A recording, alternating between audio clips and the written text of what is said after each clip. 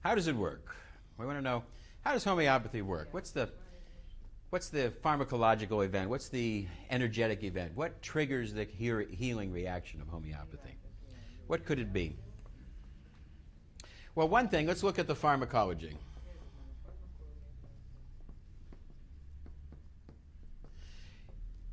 Homeopathy does not have to be dilute. So we're going to look at the homeopathy and look at the pharmacology of that. What's the pharmacology? As we start to make something smaller and smaller and smaller, more dilute. In the practice of synthetic chemical pharmacology, there's no incentive for anybody to ask the question, how dilute can I make it and it still work? There's no incentive to look at making it more and more dilute. If you made a new remedy, let's say a new vaccine or something, Jonas Salk makes a vaccine, and the only way that he makes any money is through the quantity of sale of the vaccine. Jonas Salk is not going to be paid money every time it's used. He's only paid money on the volume of material sold. When you make any type of substance in pharmacology, you're going to look at the lethal dose. The lethal dose, the amount that it takes to kill an animal. You look at a safe dose, a maximum safe dose. And once you find out a safe dose, a maximum safe dose, somewhere in there you're going to be charting your use.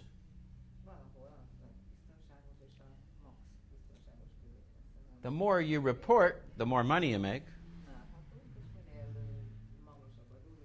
So Jonas Salk, when he recommended his vaccination, chose a rather high figure for his recommendation of how to use his vaccination product.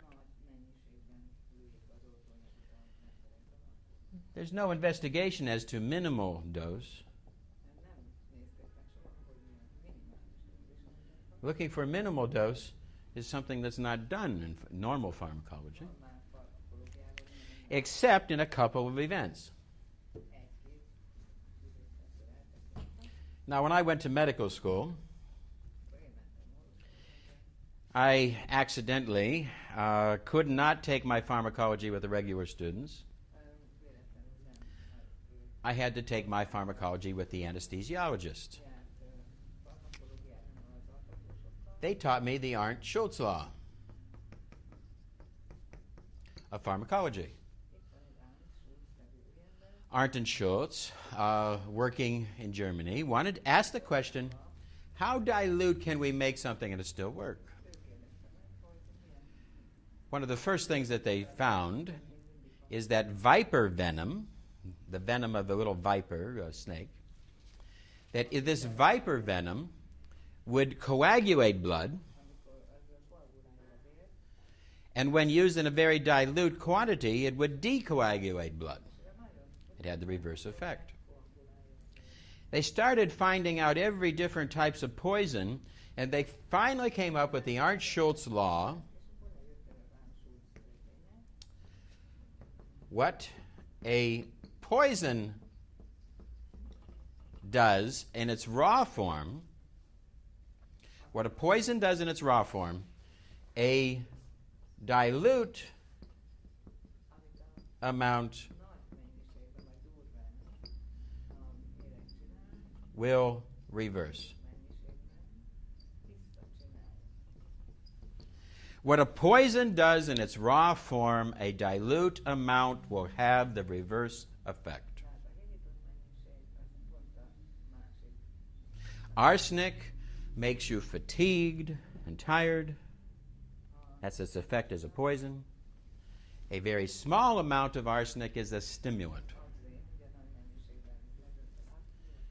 Chickens are fed a small amount of arsenic because it is a stimulant to their growth and a stimulant to their energy. If you want to grow chickens, you will grow chickens faster if you put a tiny bit of arsenic into their food.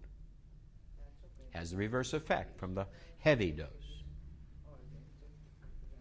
If a Gila monster bites you, it's a little snake-like creature with legs, a little lizard in America. Gila monster bites you, its venom creates circulatory problems.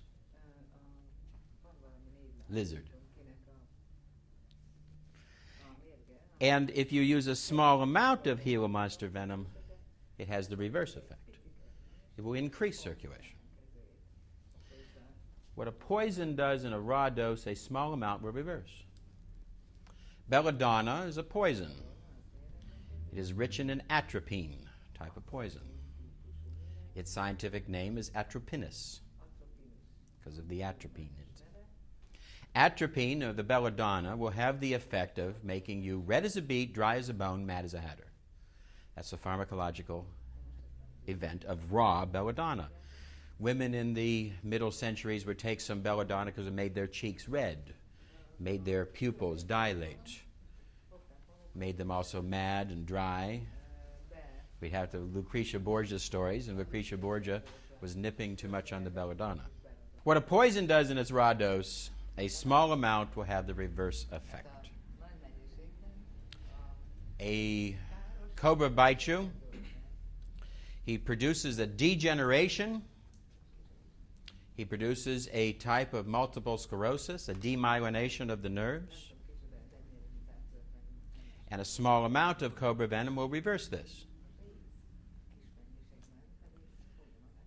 The blue ring-tailed octopus of Fiji has a venom that creates leukemia. It's an octopus, a polyp. And it has a venom that creates leukemia. And a small amount of this venom will reverse leukemia. We've had very good success with this. This is the Arndt-Schultz law of pharmacology. I was taught this because in anesthesia, when they first started anesthesia, you would put the mask on the patient, your hand on the valve, open the valve, and administer the anesthesia. Anesthesia is poison, and its raw effect is that it is anesthetic and it puts you asleep. Strong narcotic and it puts you asleep. A dilute amount will do what? A dilute amount is a stimulant. So they taught us, as the anesthesiologist, put your hand first on the valve, put the mask on the patient, look the patient in the eye, because in the old days, if you turned on over here, the patient would get stimulant and run away. Turn on the little anesthesia and they'd run away. So then they taught us to put your hand here, look into the eyes, tell the patient to count backwards, 100, 99, 98, 97. Give them something to do because you're going to stimulate them at first until the raw amount of the poison gets enough to put them asleep. And you look them in the eyes and talk to them. So they taught me the Arndt-Schultz law in pharmacology when I went to medical school. If it's not a poison,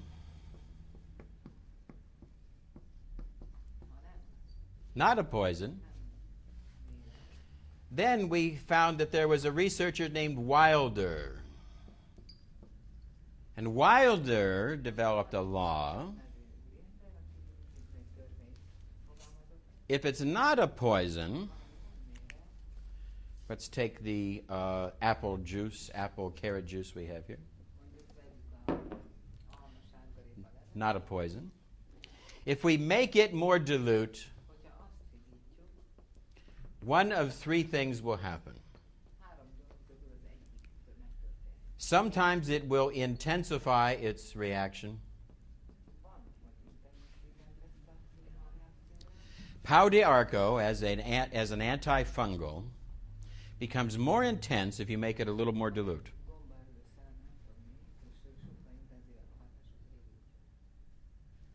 Sometimes it will reverse. And sometimes it will do nothing. That's the Wilder's law. It's a catch-all law because you just don't know. If it's not a poison, it might intensify, it might reverse, it might do nothing. But Wilder studied all these different substances and could find no commonality in this area, no commonality in this area, no commonality in this area. But if it's not a poison, if we make it more dilute, one of those three things could happen.